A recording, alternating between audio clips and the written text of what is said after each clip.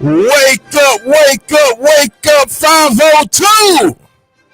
It is going down on a beautiful Saturday morning here in the Ville. July 12th, 2025. Raashaan Myers, Haven Harrington. Wake up, 502. Big X Sports Radio. And it is a super Saturday. Haven Harrington. How are you doing this morning? You sound like you're just super excited to go watch Superman tonight. Hey, I went to go see Superman last night. Oh, you saw it last night? Didn't tell a brother. Myself, I took Cam with me. My son actually went to the movies with me. He never does anything with me outside of play basketball. So the fact that Cam came out with me, I was super, super excited. You know what I'm saying? But I went out, Haven. Have you seen Superman yet? I have not. How is it? I finally beat you to a movie. You always beat me to the movie, so I'm glad I beat you to it. Hey, let me tell you something, man. Like, we have a lot of stuff to get into, and we'll get into it. But I do have to start with this, even though you haven't seen it. And I don't want to spoil it for anybody, of course, because it just came out on Thursday. So, I liked it. I was a little worried, Haven. I was a little worried. I'm not gonna lie to you, because I'm definitely one of those people that, to me, Superman always has held a special place in comic book lore, because Superman is supposed to be like the ultimate superhero, right? He's supposed to be like the top of the top. Like, he's supposed to be a numero uno. And de la creme, if you will. But the one thing I noticed about Superman in this movie, in the previews, is that he was always getting his butt kicked. Every time I saw a preview, his face was in the ground. And I'm like, I don't know how to feel about a Superman that's just always getting his butt kicked. You know what I mean? Like, am I wrong about that, Haven? Like, Superman has always held that role as like the indestructible one. Well, right? One of the hardest things about like making good Superman movies is finding like that good villain for him, because he is like the perfect superhero, right? He's like faster than the Flash. He's strong. He's pretty much indestructible. He only has one weakness, which is kryptonite, and outside of that, he's indestructible. Like, you can't do anything with him. So he's like overpowered, right? Yes. And he can pretty much just beat up almost anybody. And there's literally only a handful of villains that could stand up to Superman's strength and actually go like toe to toe, blow for blow with them. Right. But one of the things always made Lex Luthor such a great foil for Superman is that Lex Luthor has zero superpowers, but has always used Superman's Boy Scoutishness and everything else to his advantage to weaken Superman in ways that nullify Superman's strength, right? Yes. So, but the problem is the movies, they've never done a really good job of having a really good Lex Luthor. Hey, and I'm going to tell you what, like, I can't remember the young man's name who's playing Lex Luthor. He's a popular guy. He played Beast in one of the newer X-Men movies. Really good actor. Name escapes me, but he did a really good job. Like, this is probably the best Lex versus Superman movie that I've seen. This movie kind of takes place. Superman's already been Superman for a few years. I believe he's been Superman for 3 years when this movie gets started. So It's not a Superman origin story. It's not going back to the beginning. And Lex is, I will tell you this, Haven, Lex Luthor in this movie is a generational level hater, dog. Like, I'm talking about, this man is a hater to new level. Like, the hatred of Superman by Lex in this movie is by far the best and the most that you have ever seen play out. So I'll say this about the movie. This movie feels a lot more like the other Superman movies, because I went back and I watched the original two with Christopher Reeve, so Superman 1 and 2. And of course, I've seen The Man of Steel 1,000 times. This is probably, this movie feels almost the most comic book like, if that makes sense. Like, this is a very comic booky type of movie. It has a comic book feel. It has the comic book kind of cheerfulness to Superman. You know what I'm saying? He's very much just the real hero guy, and Lex is just really the dude that just really, really hates Superman, but he uses his brain to the best of his abilities to figure out ways. it's very good. It's very, very good. The supporting cast is very, very good. I liked Lois Lane. I like Jimmy Olsen. I liked, who they call the Justice Gang in this movie.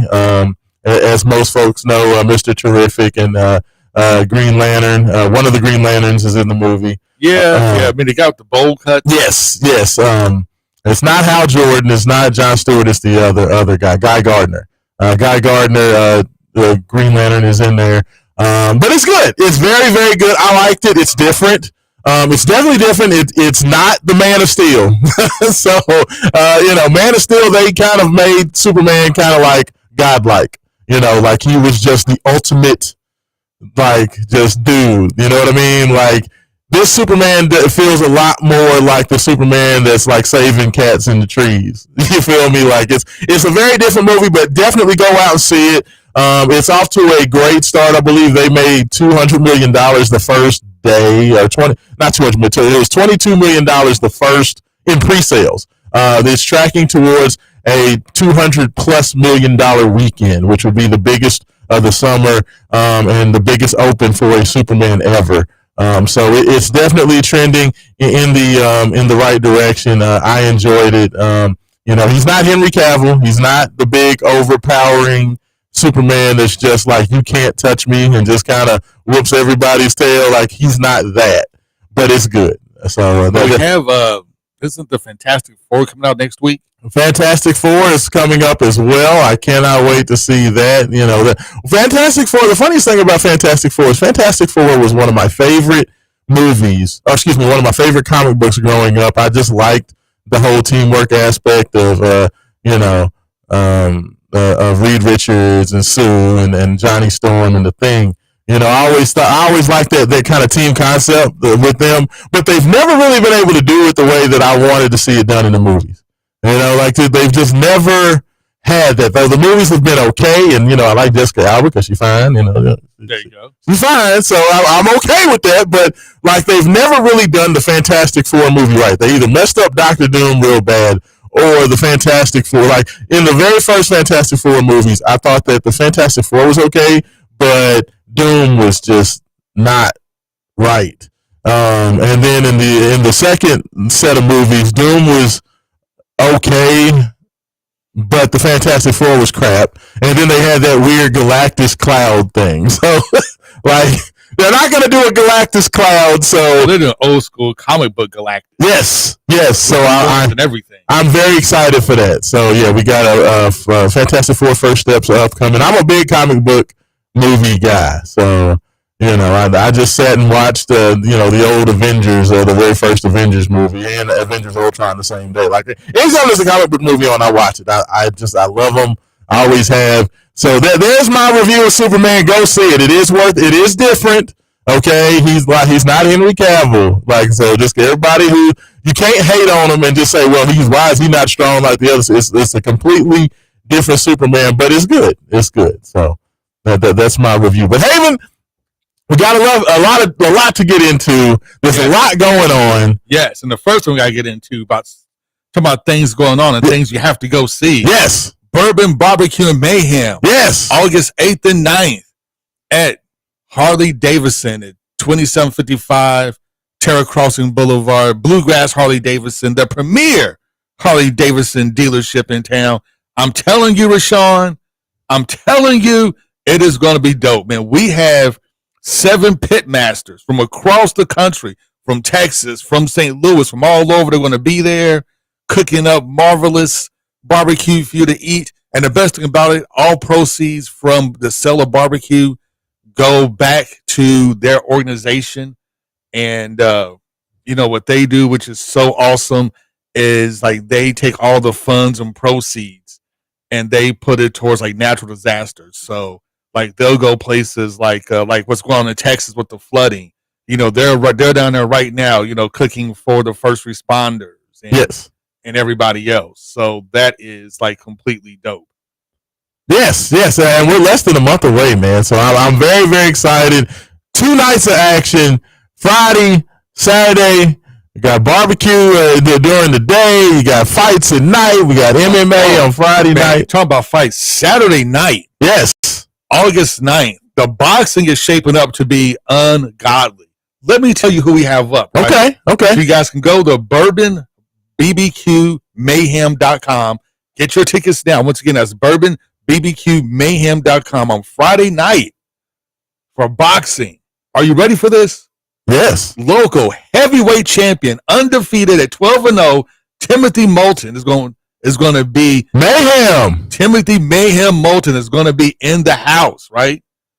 And on top of that, you know what? I'm so excited. We have undefeated, the number 2 ranked woman featherweight in the country. 5-0, Rosa Torres is going to be fighting. Wow. That's big time. That's beyond big time, right? Absolutely. We have the number 1 ranked light heavyweight from Costa Rica is going to be fighting on the card. Wow. Hey, it's shaping up. This, we talk about, it's festival time. It's upcoming, and this Bourbon Barbecue and Mayhem, is going to be a new appointment, type of festival for, your end of summer celebration. So, I'm very, very excited about it. The card is coming together amazingly. I mean, so we're talking about, we got several undefeated fighters who are putting like their undefeated records on the line. Rosa Torres, 5-0, putting her record on the line, right? Number 2 ranked female featherweight in the country. We have Timothy Moulton putting his undefeated record on the line. These guys are fighting other undefeated fighters. So it's undefeated against undefeated. And we also have the top, and you know what? Just because we can, we literally have the number 1 ranked cruiserweight out of Israel coming in the fight. Wow. Also 4-0 going against somebody who's 3-0, right? So I'm telling you, the number 1 ranked cruiserweight from Israel. We have the number 1 ranked light heavyweight out of Costa Rica is going to be here. The number 2 ranked female featherweight in the country, and undefeated local heavyweight champion Timothy Moulton, all going to be on the same card. And it's all going down at Harley Davidson, the August 8th and 9th. So absolutely get out there. And if we get enough pre-sale tickets, Haven Harrington's going to fight Jay Has in an exhibition match. There you go. There you go. Get your tables, especially for the boxing event, because this has been selling like gangbusters. Get your tables now because we're almost sold out of tables. Hey, it's happening quickly. I mean, anytime that you're talking about the city of Louisville is an underrated city, city for the fight games anyway.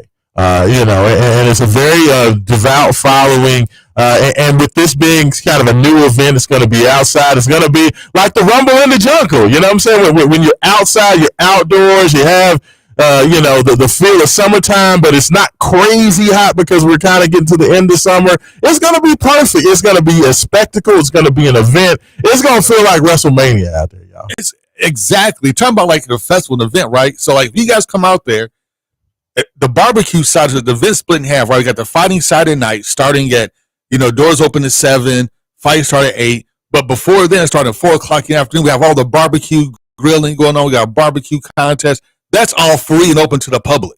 Yeah. So just come on out, buy your barbecues, all free. Come out, hang out with us. And our good friend, Chef John, is going to be filming several of his TV shows, chopping up with Chef. So, hey, you guys may get on there and hang out with Chef as he's topping up and he's, showing you recipes and how to cook. He's going to be interviewing all sorts of great people. We got a live band. We got DJs. We have everything. So come on out, hang out with us, have fun. We got barbecue. We got folks bringing custom desserts, custom drinks, and everything else. Come on out, have a good time. It's going to be a blast. It's starting at 4 o'clock on both days. Come out to Harley Davidson, August 8th and 9th, and have a great time with the barbecue. And then later at night, enjoy the mayhem. It's going down. It's going down. But Haven Harrington, I tell you what, man. First of all, 50414-1450. That is the text line. Wake Up 502 text line. Make sure you get involved with anything that you have going on. 502-384-1450. That is the Call Your Law Office hotline if you want to give us a call and talk about anything. Even if you have a review of the Superman movie yourself. If you want to call in and give your thoughts on it, absolutely be my guest. If you have any thoughts on anything else, give us a call. That's, again, 502-384-1450 for the call-in line. But Haven Harrington, we are now 6 days removed from a gold medal for Team USA. Michael Brown and crew were able to get it done last week. I have thoughts on that. University of Louisville puts out a kind of just a little bit of a teaser video of what's going on in practice. Of course, Michael and crew, after they got done, Michael is back in the gym with University of Louisville. So he made it back to Louisville, safe and sound, no injuries. He's out there training. That's always the biggest thing, especially as well as he played last week, Haven, leading up until the, to the knockout stage last Friday. My whole thing was, I've seen enough from you. I just need you to get back healthy. So if your coach sits you on the bench and doesn't play you, it would not make me mad. But Michael did get out there.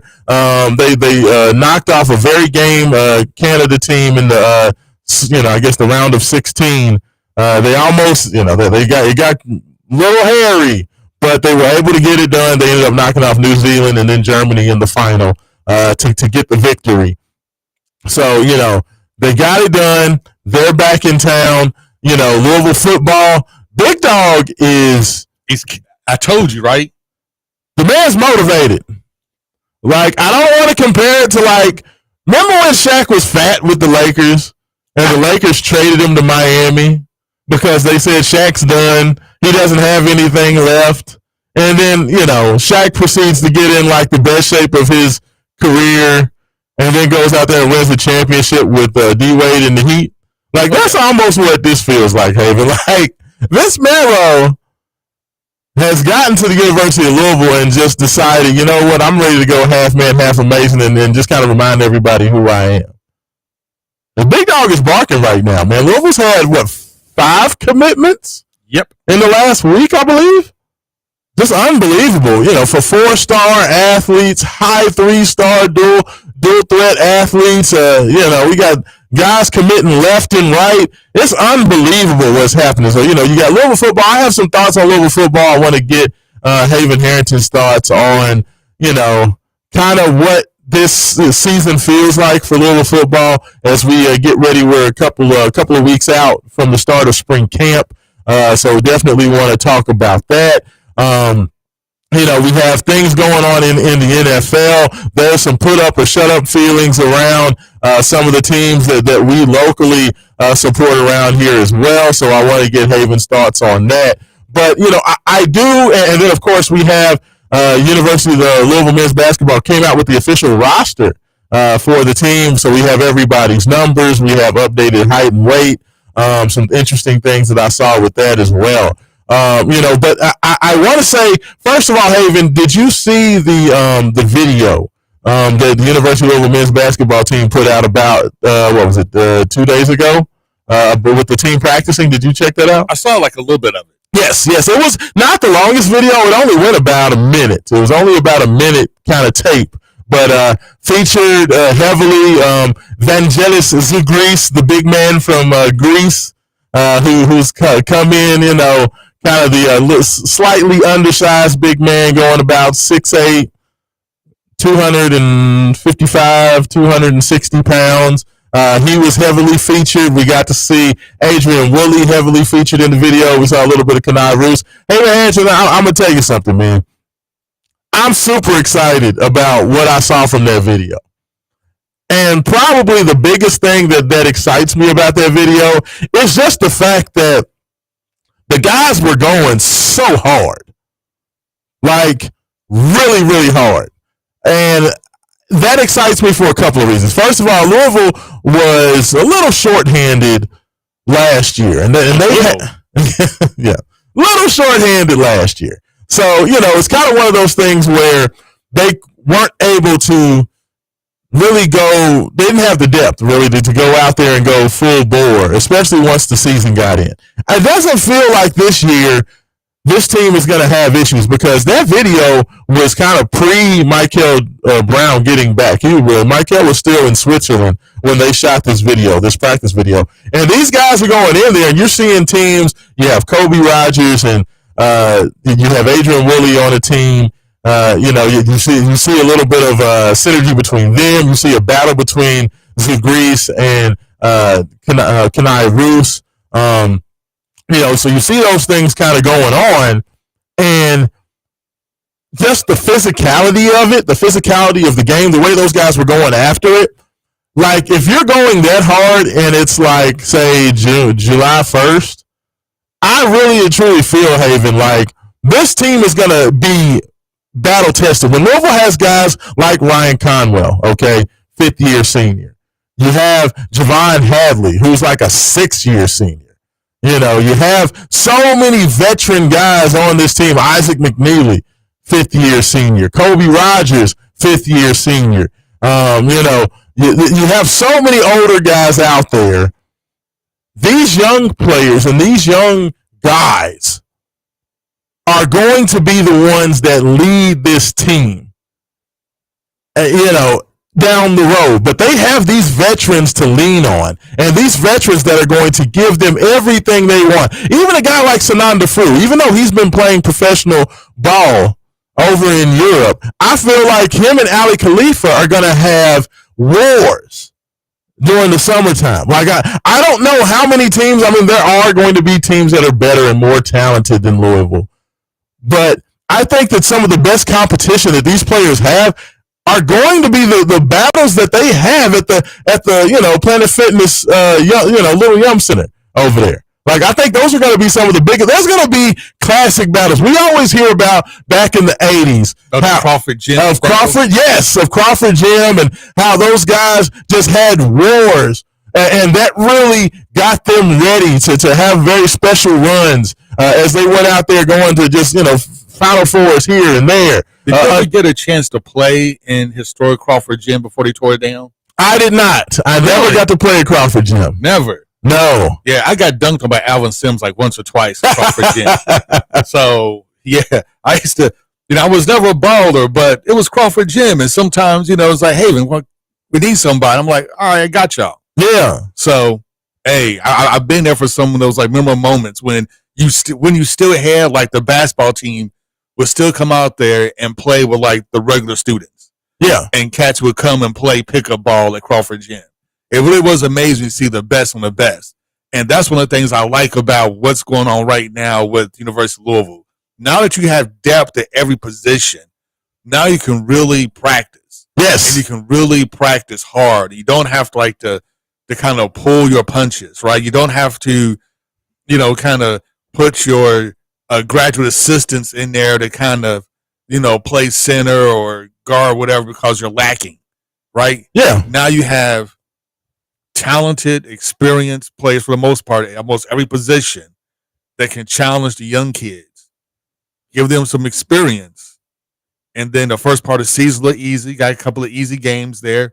So that way you can still build up a little bit more experience, before like the season really gets underway. And that's what's dope. That's what we missed last year. Last year, Thank goodness for transfer portal and NIL money, where we had like a ton of kids in with a lot of experience that kind of knew the game. But it still took them a while to kind of gel together and kind of play together at a high level.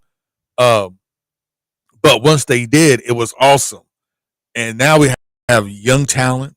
We have experienced talent. Mm-hmm. And that's going to make all the difference in the world. And I'm just so excited to see like how everything shakes out, because last year, honestly, we had no business playing as well as we did last year with the 6 guys. Honestly, we played about 6, maybe 7 guys. And you asked Chucky literally play almost the entire game for the entire season, and with almost like no breaks. Yeah. So we had no business literally being as good as we were last year and making the ACC championship game. Yeah. And like, to me, watching the biggest thing that jumped out to me in the video, like the guy who I think can, get the best out of this and the most out of this, like watching Kenai Roos, who, by the way, when Louisville updated the roster. Now Kanai is listed at 6'10", 200. Let's see. Kanai was listed. I have the roster right here. Listed at 6'10", 210 pounds. Haven Harrington. So he's grown 2 inches and he's put on 5, 6, 7, 8 pounds of muscle. But he looks a lot physically bigger. Louisville put out some pictures of those guys in the gym. Kanai looks a lot bigger. But watching Kanai in that video, the thing that I noticed, he and Zoo Grease are going head to head. Like I said, Zoo Grease is 6'8", 265 pounds. And the dude is like all hustle, all effort, all go get him. Like that's probably the biggest thing that was noticed in the video is that Zoo is screaming and he's diving on loose balls. Him and Kanai are diving on the ground. Like the fact that Zoo and Kanai are going to be going at it this whole summer, into the early fall, I think that's going to make Kanai a lot better. Well, you know what? It gives you going against somebody who is shorter than you but really stout. And for Zoo, extremely strong. Yes, and for Zoo, you're going against somebody who's tall. Because last year the problem was we didn't have a lot of height. Yes. So when we played tall, big guys, we didn't have the experience of how you body up a tall, big guy. Yes. And it was just like you had to learn as the game went on, how best you're going to defend somebody who's taller than you and or somebody who's bigger than you. Yes. Now you have that in practice. Makes it so much easier when the season starts up. You're not like trying to figure out like, okay, so I'm 6'11", but I'm like 155 pounds. Right. I'm going to get somebody. How do I deal with that? Yeah. Like how do I deal with somebody who's 6'8", but is much, much stronger than me and keeps pushing me around? Yes. And Zoo gets, as a kind of undersized guy, he gets to deal with, big, long, athletic bodies, so he can really get used to, how do I need to play over here in the American style of ball? I may not be facing this many type of large athletes over in Europe. How do I deal with, these American players that are big, long, tall, more athletic? You have guards that are more athletic. You have wing players that are almost my size out there. When you talk about Kason Pryor, you talk about Kanai Roos, those guys are almost wings. And both of those guys are 2 inches taller than Zoo. So I think that this team has a chance to get a lot of those things. Like one of the things about John Calipari's teams at UK when he was rolling is that when he had these young players, a lot of times his teams came into the season a little green because they didn't know how to go hard in practice. If that makes sense. You have young guys, so they're out there, they think that, but they don't really know, and they don't really know how to get after it in practice. So it was kind of a trial by fire. As they came into the season, those Cal teams would normally, maybe struggle a little bit early, but then come February, March, they'll be good to go. No problem. Yes, because now they've gotten used to it. I don't think that's going to be the same case with Michael and Kanai and, some of these young guys, even Muhammad Kamara, the young man from Africa. I think that these guys are going to be a lot further along because you have so much veteran presence on this team. If you're talking about a guy like Ryan Conwell, a guy who was, first team All Big East, a superstar, has been playing at the highest level. He knows how to work. He can show these young guys how to work. Javon Hadley knows how to work. He was one of the best defenders in the ACC. And they have experience. Exactly. They're going to show these young guys how to get after it, man. It's a very, very exciting time. It's very, very exciting to see where this team, the building blocks of what they're putting together. University of Louisville was not doing Jeff Brom any favors. I don't know. Maybe Jeff Brom likes the fact that everybody's paying attention to basketball and not really paying attention to football. I know that makes you very sad, Haven Harrington, because, you are a football guy. I'm a football guy, but let's be honest. We could talk about this after the break. Yes, sir. It's like, even though all the recruiting has been going on and Louisville's getting all these, these great recruits, flipping guys from Kentucky, getting these 4-star dual threat guys who play offense and defense, all this good stuff. The energy just doesn't seem to be there. We need to talk about that after the break. I like it. That's a good teaser. That's a good place to stop it. You are listening to Wake Up 502, 96.1 FM, 1450 AM, Big X Sports Radio with Raashaan Myers, Haven Harrington. We'll be back.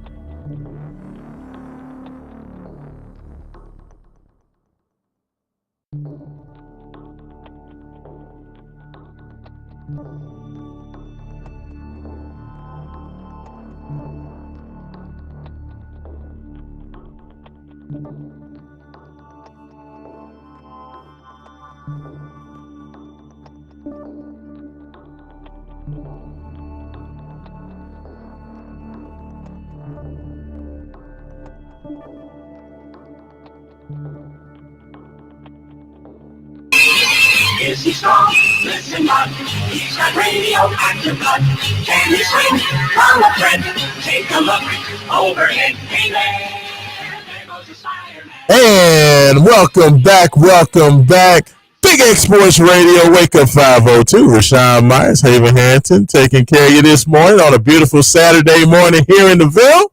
if you all didn't notice, we got a little superhero thing going on this morning. You know what I'm saying? It's first a little Superman. Now we got a little bit of Spider-Man coming back for break number 2. But Haven Harrington, we were getting into it. We wanted to go ahead and just to take that little pause for the cause.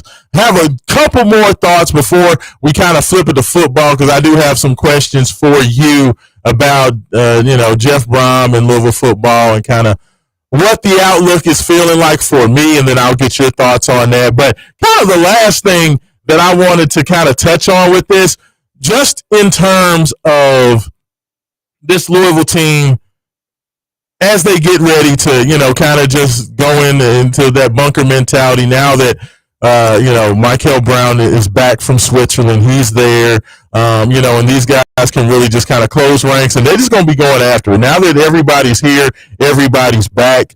I'll tell you one thing I noticed, and if anybody does not follow the University of Louisville, if you notice, University of Louisville will always, if you follow them on Twitter, Louisville men's basketball, when they put out pictures, like from practice or whatever, they only put 4 pictures on there.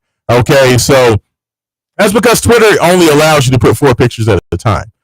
If you don't follow Louisville men's basketball on Instagram, like, that's where you get the full download of pictures. And what I saw on the Instagram version of the photos from the guys working out yesterday was Muhammad Kamara, Haven Harrington, is a grown man. Like, I know he's kind of the lesser known of the international guys that are coming over. Everybody talks about Sananda Frew. Everybody talks about, Evangelos Zagreus. Nobody's talking about Muhammad Kamara. But Haven Harrington, I want you to go to Instagram. I want you to do this right now live while you're on the air. Get your phone. I want you to go to, yes, where everybody can see you. Of course, we're streaming on Twitter and Facebook and X and everywhere else. I want you to go on your phone, pull up Louisville men's basketball, okay? Pull up their page. I want you to go to the workout pictures, which are the last pictures that they put out. It's the last post that they put out. Are you on there? You see it? I see it. Okay, so now slide to the right until you see Muhammad Kamara. You'll see him throwing like one of the weight balls against the wall.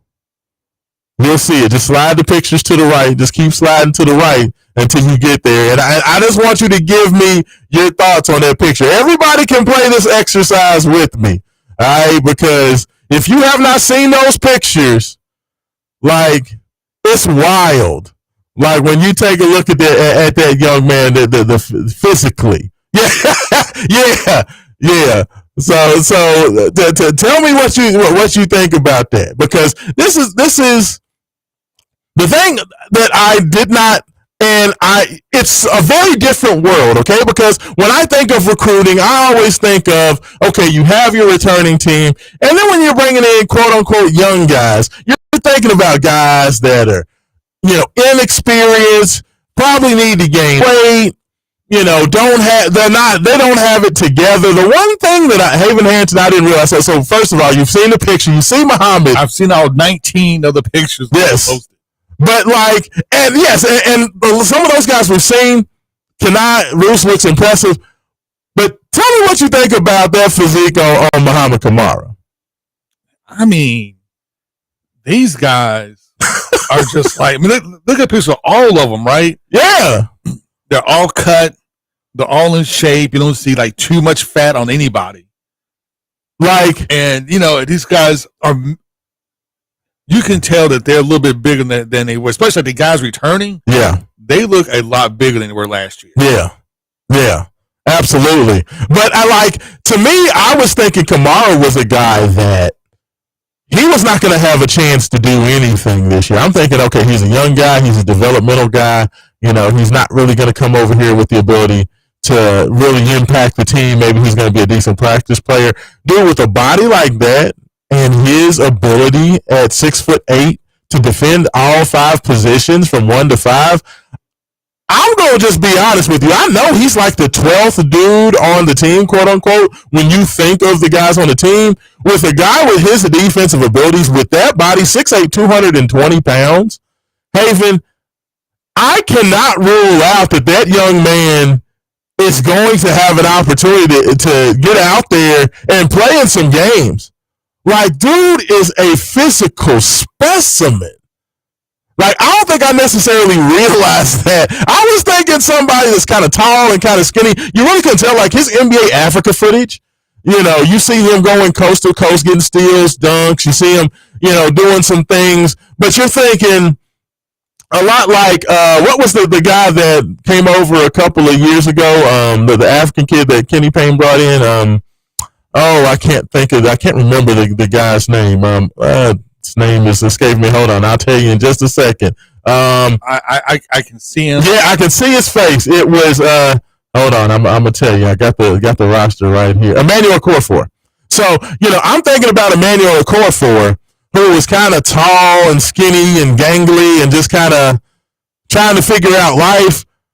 Like, as well put together as Muhammad Kamara is, brother, I think that he can play next year.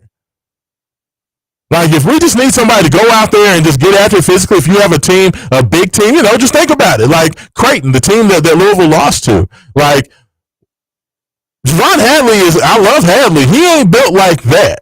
I love Kason Pryor. Kason Pryor ain't built like that. Like, Muhammad, if he's that physically stout and physically put together on July 12th, man, you add another 4 months of training. It's crazy. I'm telling you, like, I don't mind playing outside of the walk-ons. I don't mind putting any of these guys in there, especially once they get some experience. Like, now I can understand why, because he was probably the one guy that people, don't really know about, and he was kind of the last kind of commitment that was made. But me seeing how physically dominant he was, plus he had a nice dunk to start the highlight package of the practice the other day. He had the very first dunk in the video, like well above the rim in transition. Like, that kid's a player. Like, I don't think really people understand how much the talent level has been upgraded this year for Louisville men's basketball. Like, when you talk about Michael Brown, some people he's going to come into the year. Some people are going to say he's the best point guard in college basketball as a true freshman. They're already calling him an All-American candidate.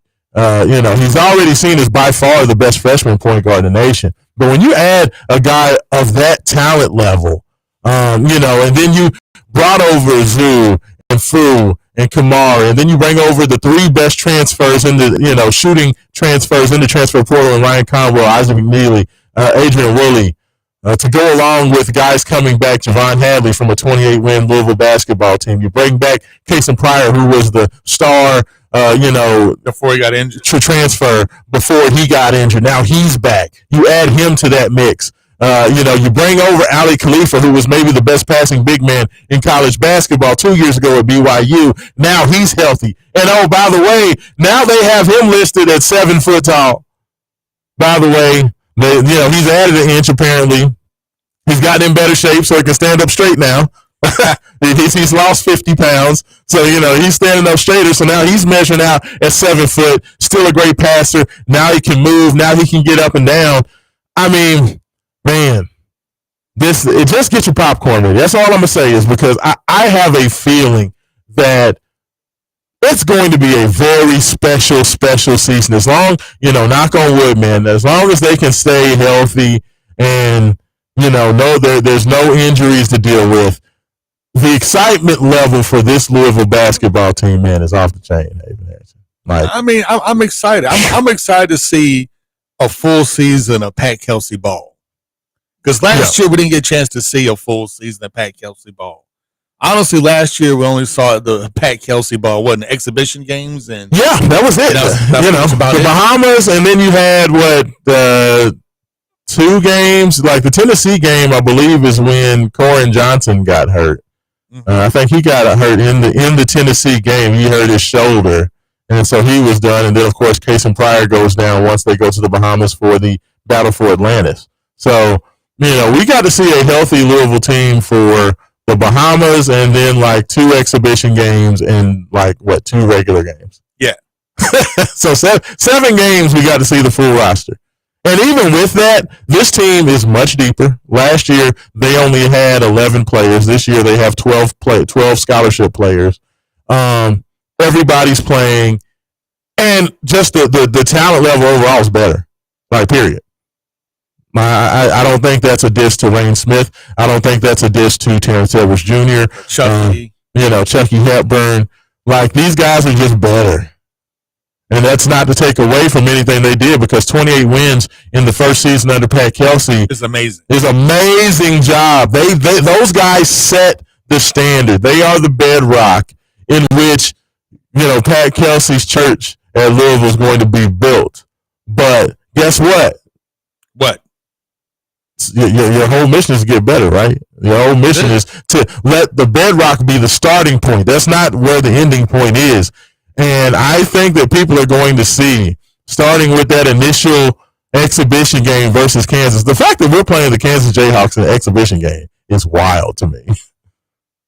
Like, the Kansas Jayhawks are coming here, Darren Peterson, possible number 1 pick in the NBA draft, Bill Self and the Kansas Jayhawks are coming here for an exhibition game. The first game out the chute.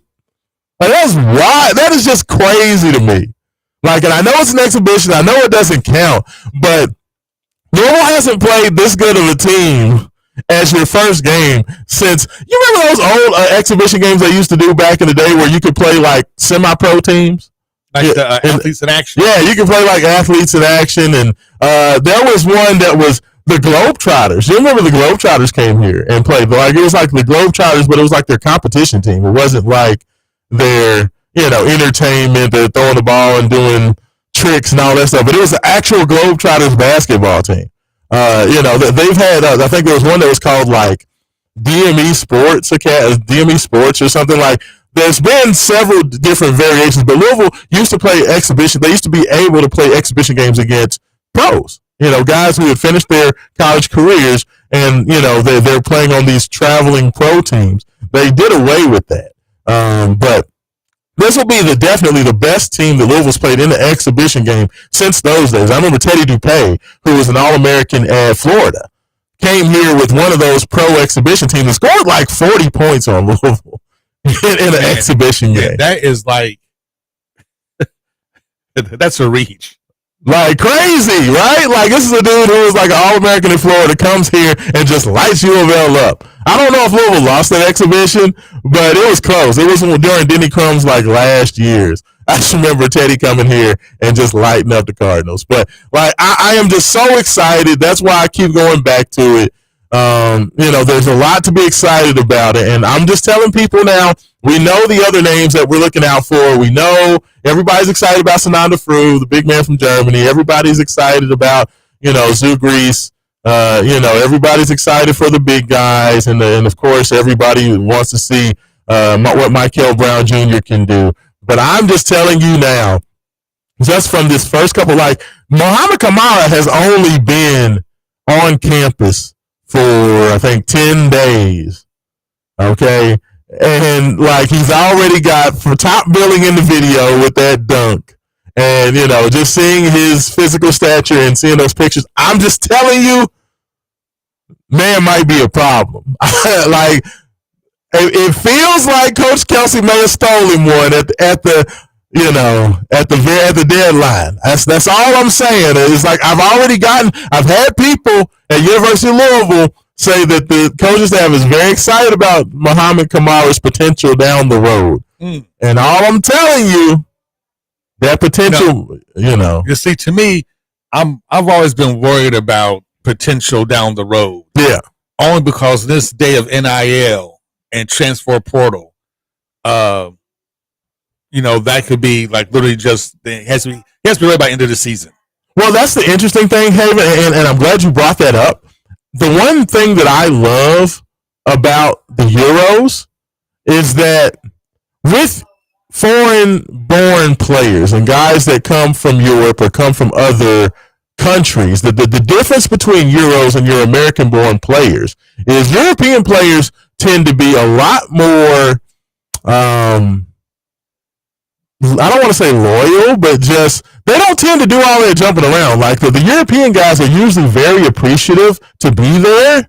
So they're appreciative of the opportunity. They're not necessarily looking to jump. That's one of the things that I love about Pat Kelsey diversifying his recruiting and not just locking in on just American-born players. While American-born players are looking, where's my bag coming from?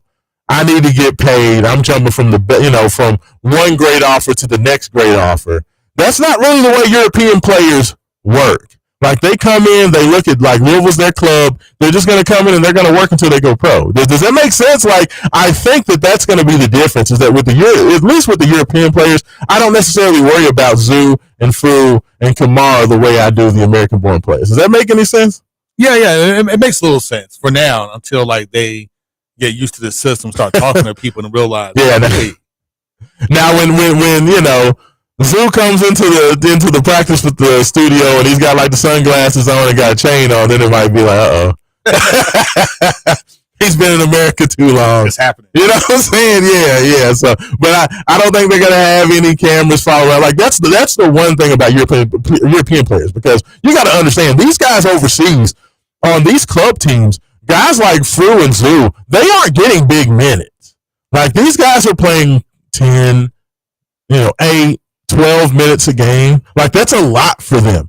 The European clubs are a lot different than the American clubs. Like they're not going out there and getting a lot of time on the court. Usually, especially because they're playing on these pro teams, the older guys get the minutes. And the younger guys, even if they start, they may not get as many minutes as some of the other guys just because it's very much, we're going to give this 4 guys this many minutes. They try to spread it's very different overseas. That's why when you look at their points per game averages, even in the NBA draft, you can see guys that, from overseas. There was a kid that I believe the Thunder drafted in the second round, and dude's points per game average, he averaged like 4 points and 3 rebounds.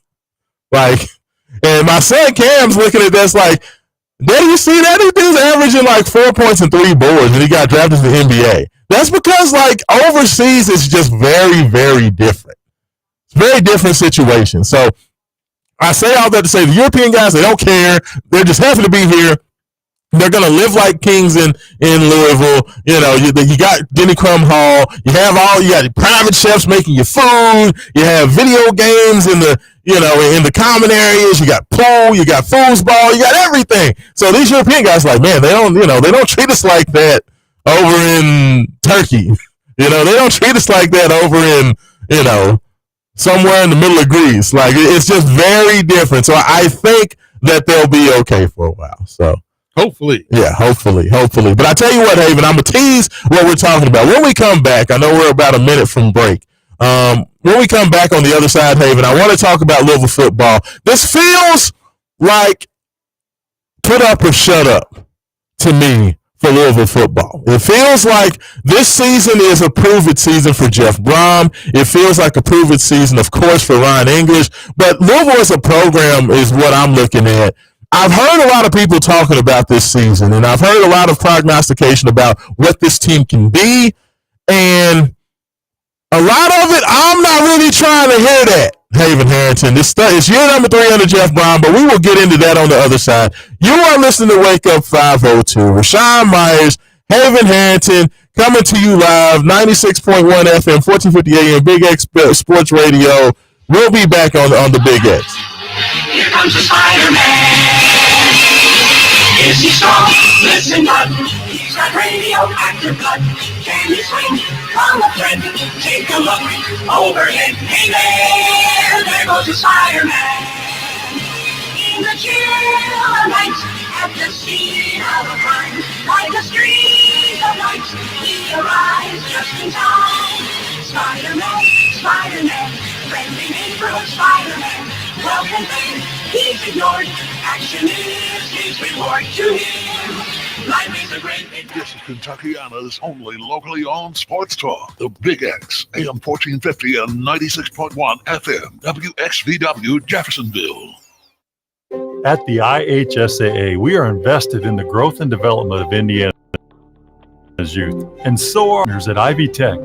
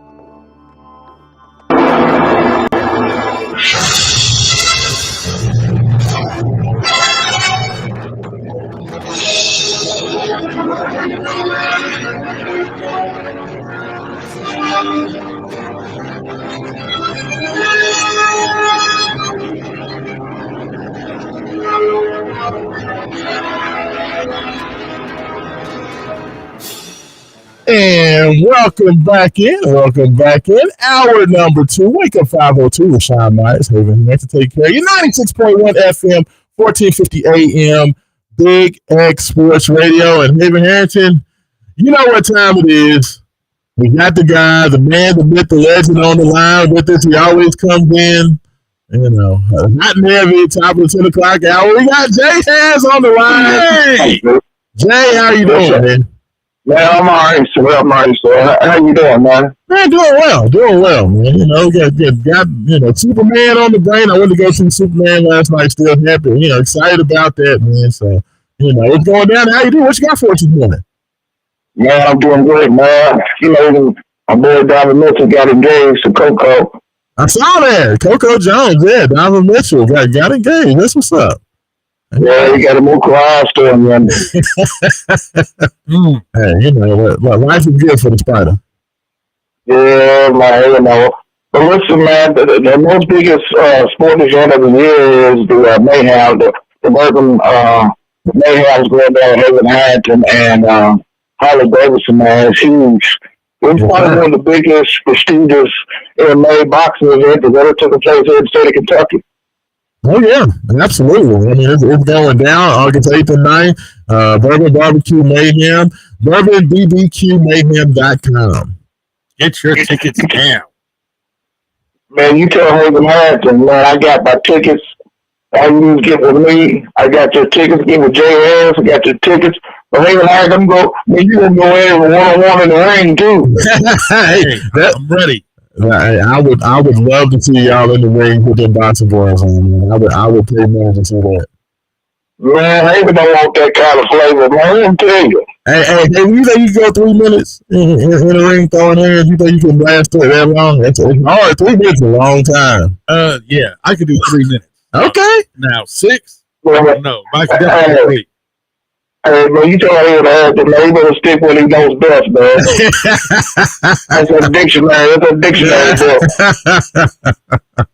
Hey, that's hilarious. Man, there's so much going on in the state and the city, man. And sports-wise, we got the University of basketball. We got the practice going down. They're getting good. They're going to war. We got football team going at it. You got going to war. You got the big daddy on campus, man. I call him Big Daddy. Just you got to love over right now, man. You got to love over. Hey, Louisville's on the come up, Jay. Like it really does feel, man. Like I haven't felt this good about Louisville athletics since getting ready for the year of the Cardinal. When you go back to 2012, 2013, there was you felt that before it got there. Louisville football. Charlie Strong was going big. Rick Pitino, who had a couple of successful seasons, he was starting to build, and you could just kind of feel that everything was kind of coming around. Jeff Walls and Louisville basketball, women's team was up and coming. You had Jeff's Louisville baseball go to College World Series. It kind of feels like that, right? It does feel kind of like the comeback of the return of the year of the Cardinal, man. Man, I'm excited, man. I'm so excited. Man, there's so much. I can't wait for this, man. I'm a boxer. Hey, if there's anything you can give with me, the person on it, you want to know what kind of flavor I have back in the 80s and 90s.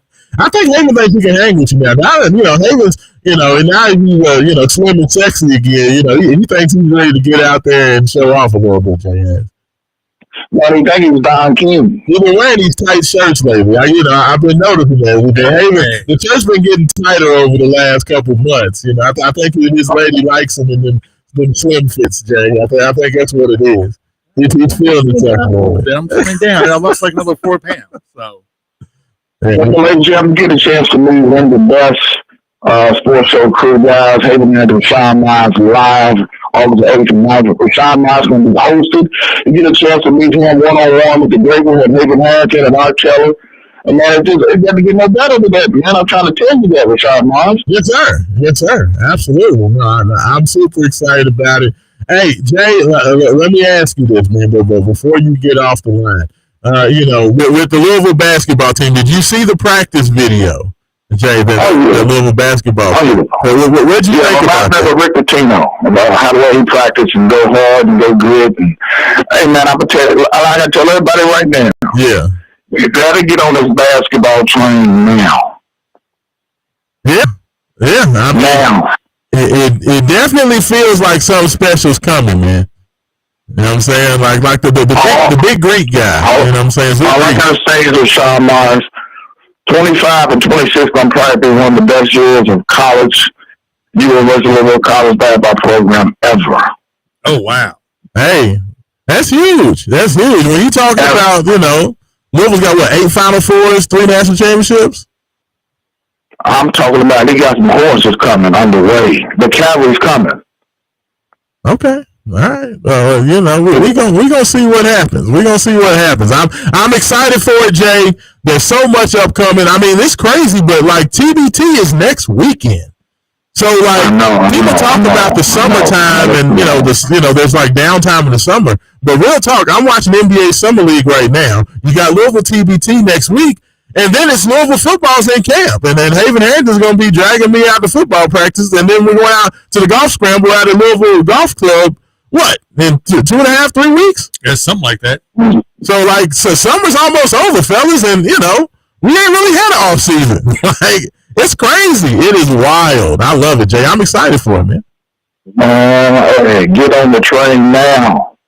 You better get your ticket now to watch one of the greatest basketball teams in history. It's coming your way 27-26. It's going to be bananas here in the city. Now, I will agree with that. This is definitely must-see TV. If y'all don't have your tickets, University of Louisville puts together a lot of nice mini packages to go out there and be a part of it. I'm probably going to get, I go to all the games anyway, but I'm going to make sure that my son gets out to several of those games. So, it's definitely a year you don't want to miss. If you can get out there and watch this Louisville squad play, definitely be a part of it. Yeah, man, I want to get some shout out too, man, some accolades out to a couple of young people, man. Afro, but of course that's Haven's daughter. I named her that when she was a baby. Man, she's probably going to one of the prestigious colleges in the world, man, Vanderbilt. And I want to give some love and support to that baby, man. And some love to your son too, Will Cameron, thinking he's Tyrone Stokes, my cousin. I told Tyrone about him too, so bring him on. Yeah, Cam's in the lab. You know what I'm saying? He's in the gym. He's training. He's trying to figure out that next move. Of course, Harrisburg shut down, so he's kind of in his get back mode right now. So, but it's exciting. I got him out there training. You know what I'm saying? He's large and in charge. He thinks he's the man now, Jay. So, Yeah. He said he wants to find something. What you do does Raashaan and Haven. I'm telling, man, one of the best sports shows in the country. Louisville, you don't know what you need to do. You better get on that train on that 96 Wake Up 502 sports show. I'm telling you, those two things you need to do. There you go. Get on that Wake Up 502. That Cardinal basketball. It's coming. There we go. Hey, Jay, I appreciate the call in, brother. All right, Doc. There we go. Jay has one of the best to ever do it in the city of Louisville. You know what I'm saying? And he's telling the truth, man. He ain't lying. You know what I'm saying? If you don't know, you better ask somebody. But I tell you what, 502-414-1450. That is the Wake Up 502 text line. We got plenty of texts that have already rolled in this morning, Haven Harrington. So before I ask you about Louisville football, we got to get these texts in, all right? So first of all, Red Zeppelin checking in. Red always a dedicated listener. Red been listening to me for a long time. He goes all the way back to like 3-Man Weave days back in 2011, that's long. 2010, 2011. You know what I'm saying? Back doing it with Rob Jones and the fellas. He says, "Good morning, guys. I would like to hear your opinion on who is going to be Louisville's best rebounder / rim protector this season for University of Louisville. Thanks." You know what? I'm gonna be honest with you, Red. Like, Louisville doesn't have your traditional, like, big, tall center, like your big, long, athletic center. Like, Ali Khalifa is listed as 7 foot tall, but I think he's going to play more on the perimeter, so I don't know how much. Like, I know he's in better shape. With him getting down to 250, 245 pounds possibly, I think that will help a little bit. But I really do think that the rim protection for this team is going to come from a guy like Kenai Roos and a guy like Kason Pryor. Haven, you can tell me if you feel differently, but I feel like the help side defense, it feels like Louisville has a lot of athleticism. So you're going to see kind of those help side block shots where, maybe the initial guy is defending, but that help side is going to be big. I think Sananda Frew can definitely give you some of that because he is a little bit bigger body, 6'11", 245, 250 pounds. I was going to say Frew would probably be the closest thing to a traditional, I guess, rim protector that we have. Yeah, but I think Frew and Roos, I can see one of those two guys are more than likely going to lead Louisville in block shots. It's going to be one of those two guys, in my personal opinion. I think Frew is kind of what you look at, but Sananda seems like more of a guy who has the switchability to kind of switch out. He can guard, defend guards. He can defend big men, post players. But I think in terms of explosiveness and length, I like Kenai Roos for it. And honestly, I know he's probably not going to get the minutes, but like seeing Kamara and what he can do athletically, he has great timing on his block shots. He averaged, even as a wing player, he was averaging like 3.5 blocks a game for NBA Africa. I think that what you're going to see is you're going to see rim protection based more on the help side than it's going to be planting a big guy at the rim and just letting him block shots. I don't think Louisville's going to have that. I don't think that's what Pat Kelsey wants. Pat Kelsey is a pressure man-to-man defensive coach. So what you're going to see is you're going to see the team putting a lot of ball pressure on there. You're going to see maybe some trapping, and you're going to see a lot of help side defense. When the ball gets down low, you're going to see a guy coming from the opposite side, coming for the help, coming for the block. So I think that's going to be kind of the way that works out. Yeah, and I think that's one of the reasons why we keep stressing so much that you and we as well haven't really seen a full Pat Kelsey team play here at Louisville. Yeah. Because we just haven't seen it yet. So I think a lot of folks may actually even be surprised a little bit at just how we play all season and how many guys get minutes, how many guys, play, how many guys we sub in and out like all the time. Yeah, agreed. Back to the text line, 502-414-1450. Texas says, good morning, wake up 502. Main event, our West End culture. It says, are you guys going to the Louisville Greek picnic and Dirt Bowl at Shawnee Park, sponsored by Big O Tires? Big O Tire Marks. That's just, man, hey, I'm glad that he brought that up. Because I'm so mad. All right, so one thing y'all may not know about me. Set the stage. You know what? First you have to set the stage. You have to set the stage. So the Dirt Bowl takes place in historic Shawnee Park. Yes. Right. Thank you. And for the past, was it last year or was it the year before last, they repainted the courts? 2 years ago. It was 2 years ago that they painted up the courts for the Dirt Bowl. Like the sky blue color for like most of the court. And I think like no, that's the new paint job that they just that's what did. I thought it was a new paint That's job. the new paint, but they have repainted the courts about 2 years ago. The court has not been painted since until this summer. Okay, so they just repainted. It's only been, I don't think that paint's been on the court 2 weeks. Like, they just repainted the court to get ready for the Dirt Bowl, maybe 2-3 weeks ago. Okay, beautiful, sky blue, gold. The other court next to it, they painted green and gold, like the Green Bay Packers. I don't know why they did green and gold on the other court, but I digress. K-State, that's their colors? Possibly, yeah. Maybe it's a shout out to Thoroughbreds. But they just painted these courts. So I walk every day, okay? I live in the West End, so I go take a walk every day for a couple miles, and I go walk around Shawnee Park, okay? So I'm walking in the park 2 days ago, Hayden Harrington, and all of a sudden, I walk by our beautifully brand new renovated. I'm talking about the court was beautiful. First of all, sky blue, gold. They had Dirt Bowl, Louisville Dirt Bowl in the middle, with Cornell Bradley's name on it. Louisville and West End. It was nice. Paid up. Some fool and got on the court and did burnouts on the brand new court.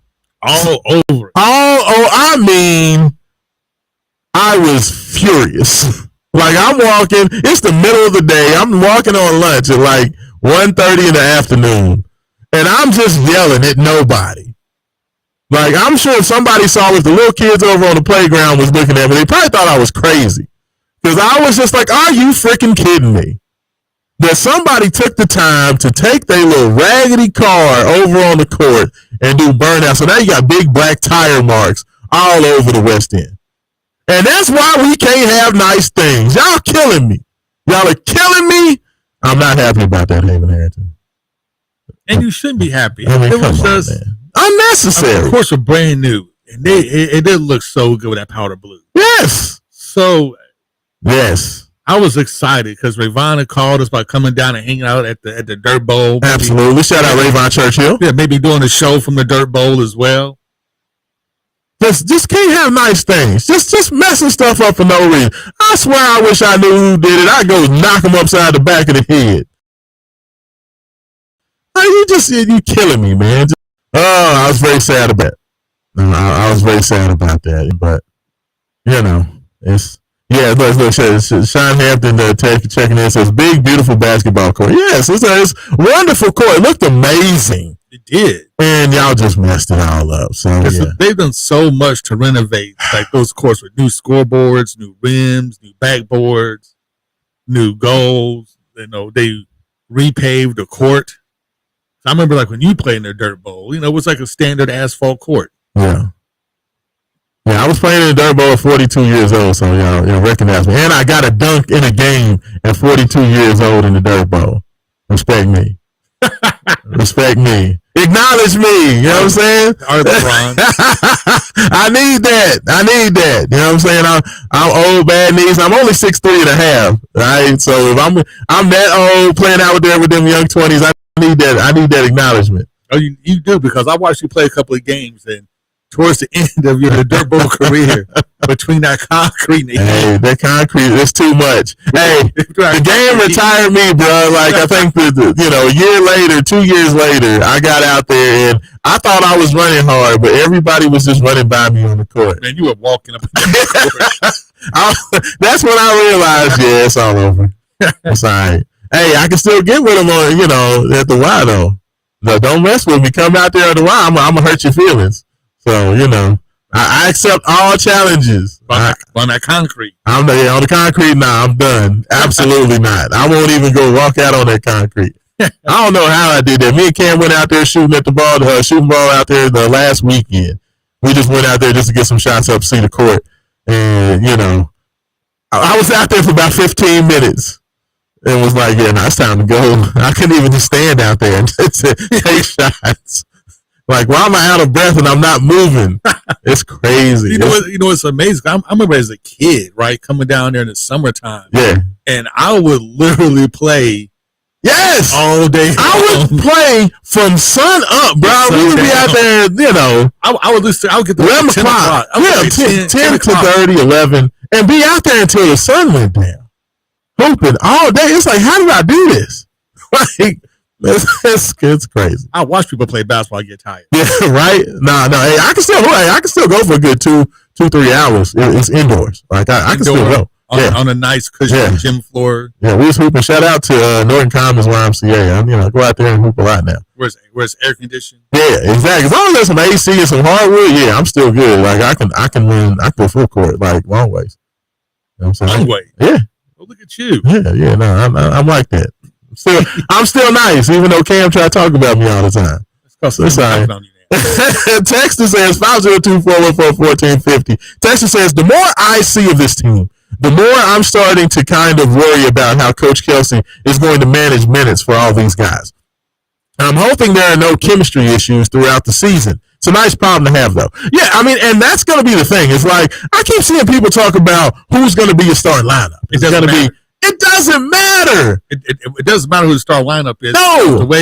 The way Pat Kelsey plays is literally guys are going to be out there for like until the first time out. 2-3 minutes. And then he's going to switch out a whole new roster. And he's going to keep switching. Like what we saw last year, I believe, and you can correct me if I'm wrong, Raashaan, I believe what we saw last year with Chucky Hepburn playing 38, 37 minutes a game is an anomaly. Yes. That's not to be expected. Yes. You're going to see guys out there for 3, 4, 5 minutes. Then they're coming out. Yes. Somebody else is coming back in for 3, 4, 5 minutes. They're coming out. It's going to be, look. And it's going to be switching rosters. So you're going to see like guys interchangeably play with each other. That's why he recruits the way he does. Yeah. With a lot of interchangeable pieces. Yeah. Yeah, no, and that's exactly right. Like, literally, when Coach Kelsey, what he wants, if you want to get the best view or idea of what Coach Kelsey's going to do, go back to those preseason Bahamas games from last year. They're still on YouTube. You can go out there and check them out. Floyd Street Media. Those broadcasts are still out there. If you want to see how they're going to play, Moses is going to basically go 2.5, 3 minutes, and there's going to be reserves coming in. Pat Kelsey's going to play a lot of players, and he's going to play guys really, really hard. They're going to do full court pressing. They're going to be getting up and down. They're going to be going after it, attacking the basket. But there's going to be a lot of reserves and a lot of subs. So that's why all this argument, because I've seen so many people arguing about who's going to start, who's not going to start. Oh, how do you leave this guy out of the starting lineup? It really doesn't matter because whoever starts, they're only going to be in there for about two 2.5, 3 minutes, and they're coming out anyway for the next group, to come out there and keep going. So that's what Pat Kelsey wants. He wants constant energy. He wants a lot of three-point shots. He wants a lot of pressure defense. He wants to wear out the other team. It's going to remind you of kind of the old school Rick Pitino Kentucky teams. It's going to remind you of kind of the old school Nolan Richardson Arkansas teams, 40 Minutes of Hell. It's going to be like that. It's not going to be walking up and down like Chucky Hepburn, dribbling the air out of the ball, playing 35, 38 minutes. That was out of necessity because Louisville just had so many injuries. Once Kason Pryor went down, Corin Johnson went down, Boubacar Traore got hurt. Like, you just didn't have the numbers. Louisville was dealing with, 8 scholarship players, Haven? 7, 8 guys you can play. So, I mean, when you're dealing with 7, 8 guys, that necessitates that Hadley's going to have to play big minutes. Hepburn's going to have to play big minutes. Terrence Edwards Jr. is going to have to play big minutes because you just didn't have the depth, so you had to slow it down. That's not going to be the case this year. So anybody who's worried about the numbers, thinking that, like, you're thinking about Louisville having these guys that are going to play heavy minutes. Like, Mikael Brown Jr. may play the most minutes on the team just because he's the only kind of quote-unquote true point guard Louisville has. So, I mean, I could see Mikael Brown leading this team in minutes and only playing about 22 minutes a game. 22 to 24 minutes. But everybody else is going to be somewhere between, 18 and, 6. Like, you're going to have maybe 10 guys between 18 and 6 minutes. But just depending on the game. And, just kind of if there's a guy who has a hot hand, maybe you play him a little bit more in certain games. But I don't worry about the rotations at all because I feel like when Coach Kelsey recruited these guys, they all came in understanding that, look, you're not going to play a ton of minutes, but the team success, and your opportunity to shine is always going to be there, just depending on the game. So, I don't worry about that being an issue at all. Haven, do you agree with that? I don't think that's going to be a problem with the guys. I don't think there's going to be people upset with minutes because I don't think anybody's coming out here expecting to play 30 plus minutes. Do you? No. I honestly think if guys do play 20 minutes, it's going to be in 3-minute increments, 3 to 4 minute increments. Yeah. So, and I think guys are prepared for that. That's the way he practices. And that's the only way you can play the style of basketball he wants to play because he wants you to play hard all the time and go hard all the time. And you can't do that if you're playing 35 minutes. Literally hard. I'm talking about picking up. I think we're going to see more full court pressing this year than you. And this is a hot take because Rick Pitino is the man who's known for it. I think we'll see more full court pressing and picking up 3/4 court, full court. You're going to see more of that this year than you ever saw under Rick Pitino. At Louisville. I know that the pressure defense, outside of the championship years, 2012, 2013, where Louisville went to the Final Four in 2012, won the championship in 2013. Those were the only teams where you had Russ and Peyton kind of picking up full court, 3/4 court a lot of the time. I think you're going to see more of that this year than you even saw with those championship teams.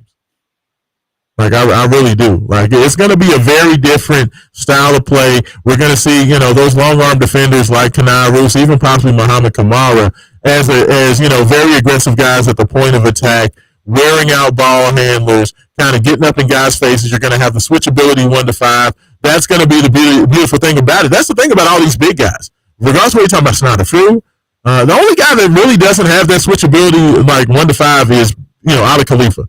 If Khalifa's in there, you're not gonna see that. I could see Khalifa playing a lot more kind of the on pick and roll, kind of going into drop coverage, and just kind of getting a hand up and just helping and then returning and getting back. But outside of that, with Khalifa, everybody else that plays, and I'm talking about from Vangelis all the way up, I think all those guys are switching 1 to 5. So, that's kind of some of the things you got to look forward to. But I tell you what, Haven, let's go ahead. Let's get this last break. When we come back, I want to talk Louisville football. I want to talk about my opinions of the expectations for Louisville football, what I've been hearing, and then, I want to get kind of your opinion on that. I want to see what you think about that. So we're going to get into that, and I may have some NFL thoughts as well. But you are listening to Wake Up 502. Raashaan Myers, Haven Harrington. One more stretch coming back, and we'll be back on the Big X.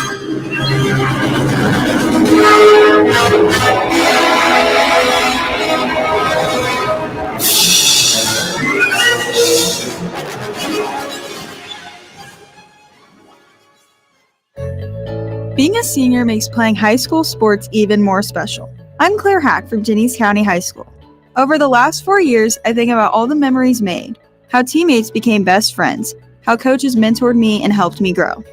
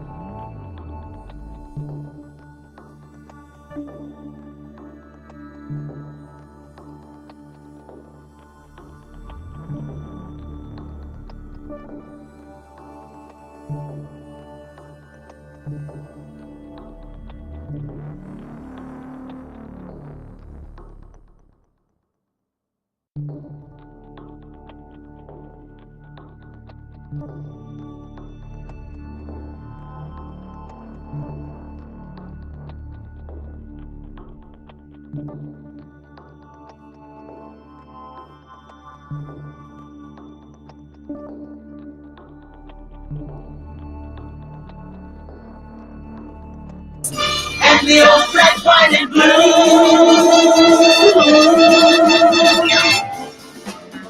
Wonder Woman.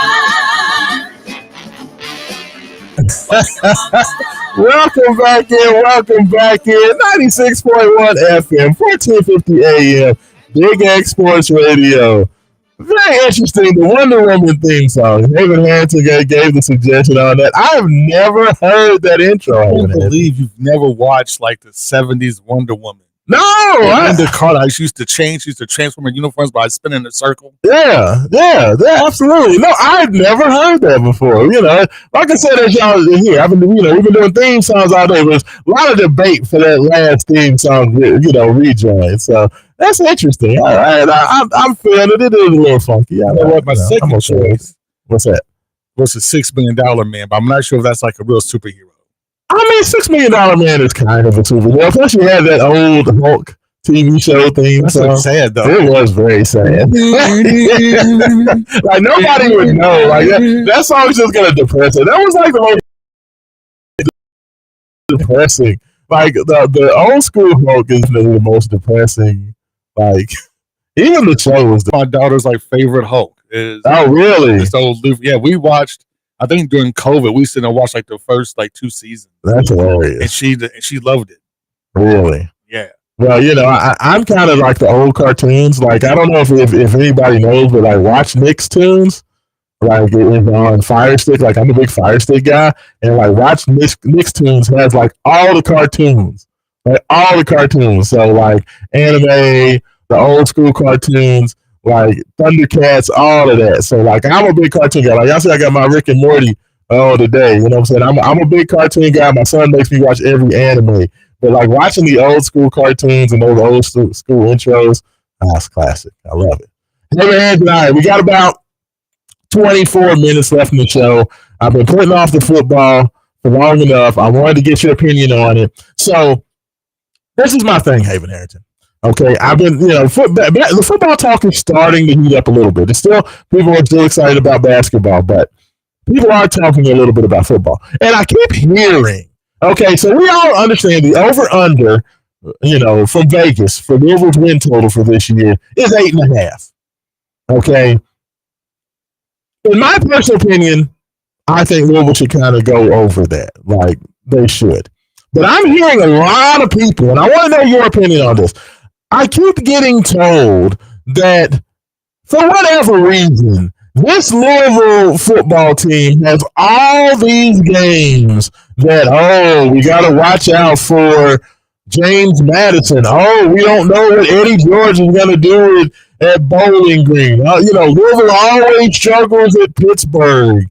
We got to go to Miami. And, I'm hearing all of this stuff about, oh my goodness, we got to go over to Virginia Tech. University of Louisville has arguably the best running back room in America. Isaac Brown, Duke Watson. Louisville has Murray Moss. Okay, the last 2 years with Tyler Chuck and with Jack Plummer, Coach Brown has shown who he is as the offensive coordinator. Those guys had the best seasons of their careers. I expect Murray Moss to be more of the same. Louisville has playmakers all over the field offensively. Okay, they bring back Chris Brown. They bring back all these wide receivers and tight ends. They have everything. Offensively, they have everything. But I keep hearing about, oh my goodness, we need to look out for this guy. We need to look out for that guy. We got to, I'm worried about Virginia Tech. I'm worried about California. I'm worried about going to SMU. In my personal opinion, Haven Harrington, I'm hearing all this, and I'm hearing a lot of this. And I look at it like this. This is year 3 under Jeff Brown. Louisville had maybe the best offense in the ACC last year. They destroyed Clemson on the road. But I'm hearing, I don't know if we can beat Clemson at home. I personally feel like this is a put up or shut up season. Not like a put up or shut up as if Jeff Brown doesn't win, he needs to go. But in my personal opinion, I don't think there's any reason why this Louisville football team, if you are a team, because I'm hearing people that say that Louisville should be, a playoff team, or at least fighting for a playoff spot. If you're fighting for a playoff spot versus this schedule, which I think is cake. Oh, wow. Really? I think the schedule is cake. You should be able to manage this, win these games you're supposed to. The only two games that we should have any problems with or be, trying to figure out if we can win those games at Miami, home versus Clemson. Outside of that, the other 10 games should be wins. Like, am I crazy for that? Because I'm hearing a lot of, apprehension. I'm hearing a lot of, stuttering and stammering and, these guys might be good. Louisville should be handling these teams. Am I crazy for that? Yes. Why so? You're crazy because Jeff hasn't, since he's been here, he hasn't shown that ability yet to like close out those games. So, like last year, we went 8-4. Yes, sir. But literally, we should have beat Notre Dame. We probably should have beaten SMU as well, and or Miami. Flip one of those games. Those should have been our way, and we never should have lost to Stanford at all. Yeah. But every year he's been here, we've lost to the worst team in the ACC for the past 2 seasons. And we just have another kind of little mythical, kind of weird little game during the season. Mm-hmm. And that's has been his MO. Since he's been here. So I really don't know. But isn't this schedule, Haven, if you can't win 11, 12 games or go undefeated, if you can't do it against this schedule, if you're Jeff Brown, when are you ever going to do it? Did you get what I'm saying? It's a very manageable schedule. But last year was a very manageable schedule as well.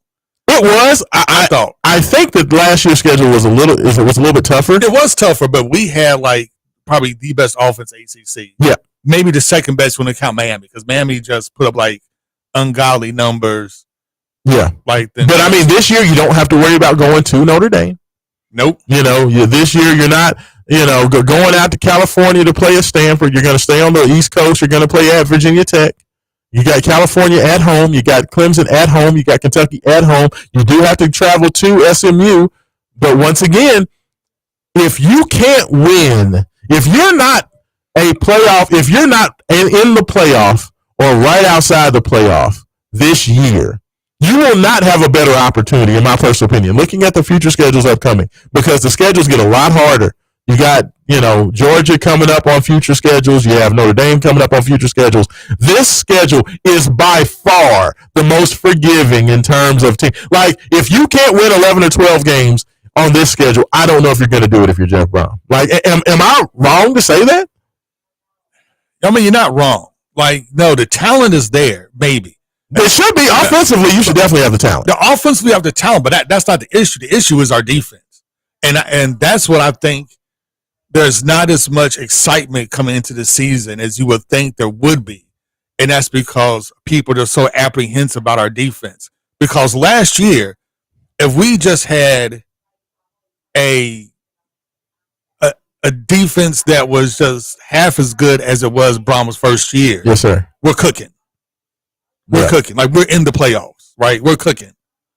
But you just get let down so many times with so many broken coverages and just guys not lining up and everything else. By the time they got it figured out, you think you're cooking again, and then Stanford happens where you just can't stop nobody. Yeah, I can't have that Stanford game happen this year. But it's happened every year he's been. I agree. It happened at Pittsburgh year 1. It happened at Stanford year 2. In year 3, you cannot have that happen. If you are Jeff Brown and you want a chance to play for a national championship, you want to have a chance to go to a playoff, you will, in my opinion, at least for the foreseeable future, you will not have a better opportunity to do that better than this year. This year is super important to the growth of the Louisville football program. And I do. And people understand that I am not bullish on this team because I'm not bullish on, the defense, because they've just shown me who they were, and Ron English has not held up his end of the bargain as a defensive coordinator. But it's one of those things where I feel like at some point if you are who we say they are, when people say that, wow, Jeff Brown went to Louisville, wow, this is a chance for Louisville to be legit, wow, this is a chance for Louisville to be a playoff team. I am close to saying, and I hate to put that much pressure on, if you can't make the playoff this year, you never will. I mean, I hate to be like that, Haven Harrington, but against this schedule, you have Isaac Brown back. That's possibly the best returning running back in college football. Duke Watson may be the second best returning running back in college football. Duke Watson did lead the nation in yards per carry lane. I mean, that's what I'm saying. Like, Louisville has everything offensively. They still got Keyshawn Brown. They have the third string. Yes, they still got Keyshawn Brown back. You got 3 sophomore running backs, and all of them are, have star potential. You know what I'm saying? You return Colin Lacey, a guy who was your number 1 signee at the wide receiver position last year. He's back. Like, you have everything offensively. And even though, yes, was the defense better last year talent-wise? Yes, you had Ashton Gelati. Yes, you had Quincy Riley. Those guys are gone. I can't help that. You wasted having them. But guess what? Rub some dirt on it.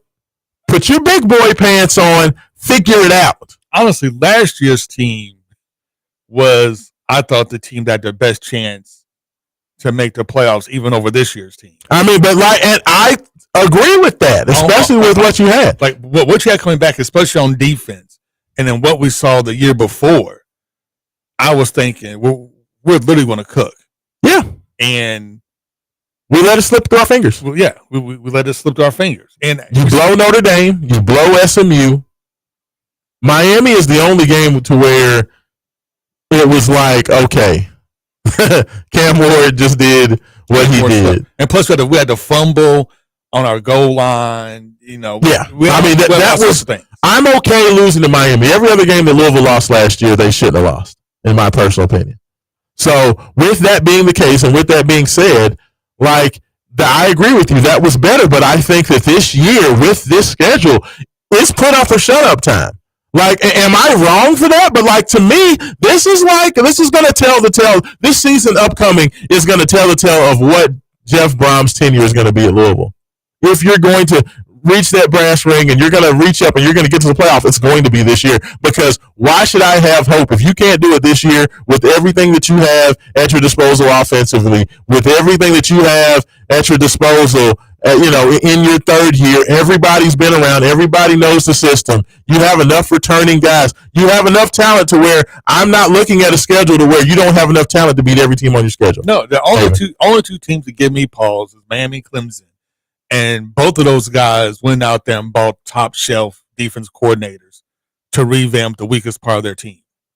And that's the only thing that gives me pause. But you have Clemson at home. You have Clemson at home. So you should win that game. Maybe. Period. No, not maybe. Especially considering you beat them by 3-4 touchdowns last year? No, you win that game, Haven. No. I'm not doing this. Is Louisville a playoff-ready team? Is Jeff Brom a playoff-winning coach or not? I'm not doing this maybe this year. Louisville football fans are doing this little apprehensive stuff. I'm not doing it this year. They're apprehensive. They have a right to be apprehensive. I know. If you're going to do it, you do it. If Jeff Brom is who you say he is, you do it. I'm not doing it this year. Not against this schedule, Haven. This is when you grab it. You need to grab it this year. I am arms folded this year because I'm saying, okay, if you're that man, and I believe you are, and I believe you're that good, and I believe you're good enough, it's time to quit having these problems. I'm tired of having the issues. I'm tired of having I'm not doing the Pittsburgh thing this year. I'm not doing the Stanford thing this year. If that happens this year, we need to start having a different discussion. I mean, we need to have a discussion that Miami had and Clemson had when they went out there, and it's you know what? If you were going to have that discussion, you should have had that last year. They should have had it last year when they had that discussion. Yes. Because those two programs, you know what? We were there. Our defense isn't good enough. It let us down. We're making a change now. Yeah. Yeah. And we all know Clemson is Dabo does not like changing coordinators. Does not like changing coordinators. And he was like, no, we can't let this happen again. Yeah. And their defense wasn't up to Clemson standards, but really wasn't that bad. Like Miami's defense was horrible. It was god awful. So yeah, you had to make a change there. Yeah, way too much talent on that defense to be that bad. So yeah, you had to make a change there. But they took the effort because they want to be playoff contenders. So they made that change. And that's something that, after this year, depending on how the defense looks, you had to make that change because the offense cooked. Last year, the offense cooked. It would be just very unfortunate. I'll say this because I agree with you. It would be very unfortunate against this schedule if we look back and just say, you know what? Everybody knew that Ron English was not that dude. Jeff Brom decided not to do anything. And it's once again that Ron English defense against this very manageable schedule that keeps Louisville from making the playoff. Because it feels like if you make this move next year, it may be a year too late. Because to me, it's like... Because next year you're at Clemson. You're back on the road at Clemson. Next year, I believe you have Georgia on the schedule. So you're going at Clemson, you're going to play Georgia. It's going to be a lot more difficult schedule next year. Well, I will say this. I will say that when we hired Jeff Brom, we knew what we were getting. We was getting an offensive genius. We knew he was going to score a lot of points, and we was all worried about the same thing. Could we stop anybody? Because Jeff at Western and at Purdue, good offenses, great game plans. And you had an opportunity to go out there and get any defensive coordinator you wanted, and you decided to bring Ron English with you. You decided to do that. That was your choice. Nobody made you. And we got to see what happens when Ron English had talent. It's one thing people said, well, Purdue, he didn't have the best defensive talent. Okay, you know what? I'll grant you that. He may not have the best defensive talent at Purdue. Okay. But it was Brown's defense year one. Yes.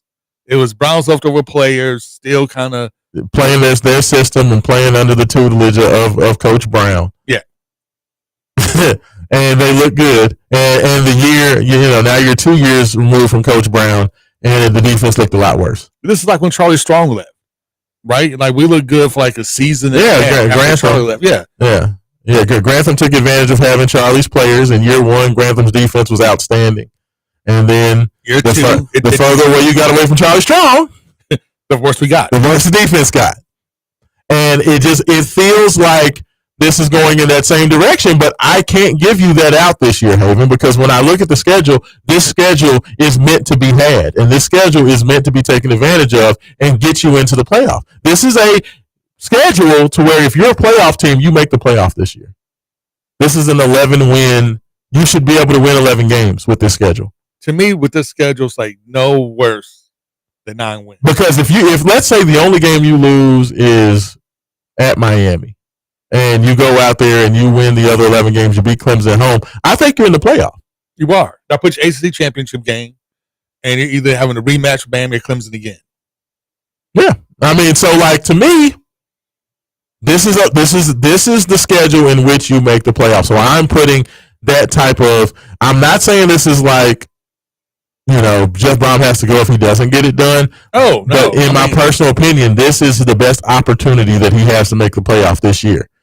And all of the apprehensiveness and all of the worries and all of that you have, I don't care. Jeff needs to take a page out of one of his mentors' books and Bobby. Because remember, Bobby 1.0, he had, you know what? I just lost his name. It's right onto my tongue. His first defensive coordinator, who we got tossed up by Ben Roethlisberger in the Motor City Bowl. Just destroyed us, right? Yeah. He was gone after the first season. Yeah. Right? And Wolfhausen? Yes. No, it was Wolfhausen. It was somebody else. No, it was I can't remember his name. It was Wolfhausen because then he brings in Mike Cassidy from Illinois, right? Yeah. Mm-hmm. The defense gets better. We're playing better, but it's still not up to snuff. So then he brings in Wolfhausen to be the quote unquote third down play caller guy. And that's when we got the defense that we know and love with Bobby. And then he had his offense, and then we had arguably the greatest team in Cardinal history, which is the 2014. Yeah. But and it's just that was one of the things that was on my chest, just because it really does feel like everybody is just hemming and hawing and giving me all this. Oh well, you got to worry about this, and oh well. But I'm like, dude, when I look at this schedule, you've got to take advantage of this schedule. Like Miami and Clemson are only teams that honestly should really be able to put. If you are a team that you think is good enough to make a playoff, you win those other 10 games. Period.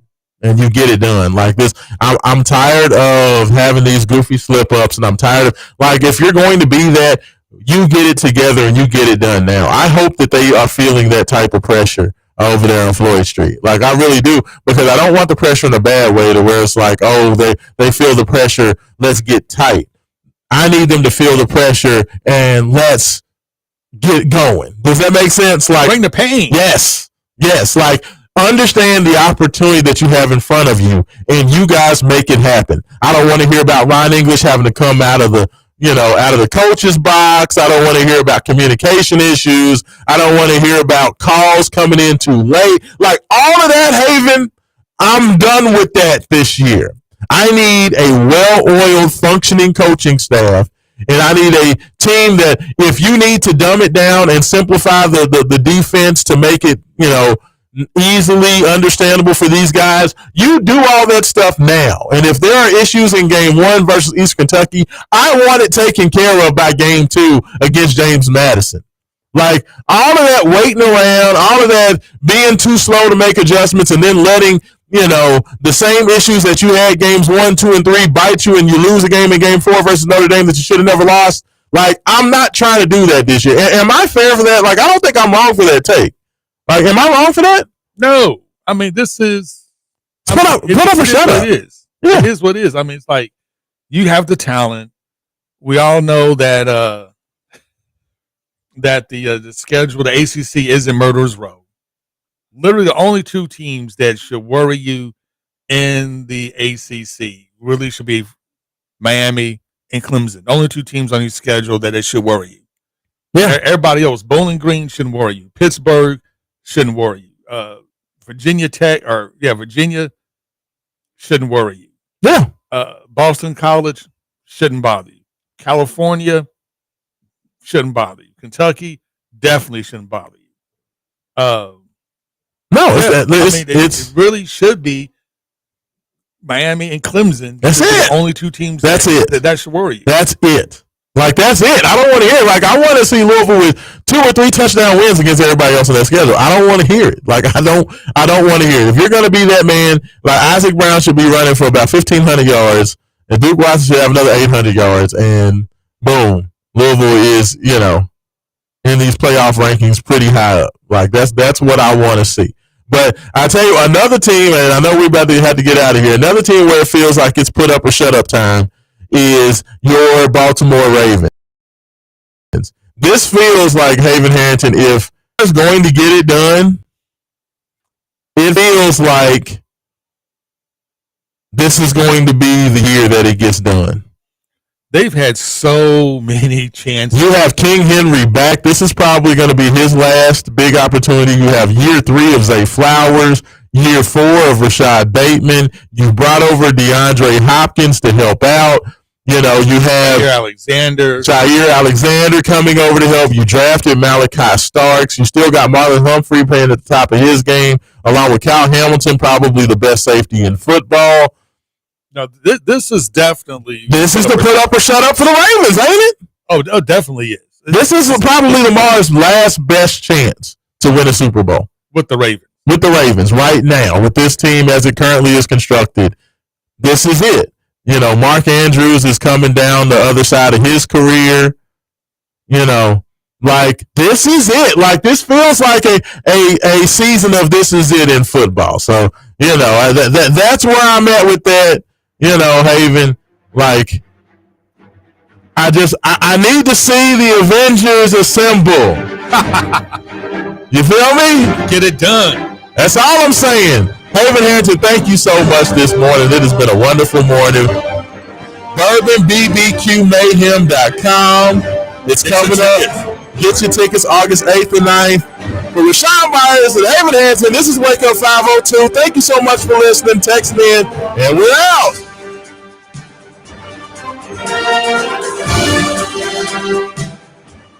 This is Kentuckiana's only locally owned sports talk. The Big X, AM 1450 and 96.1 FM, WXVW Jeffersonville.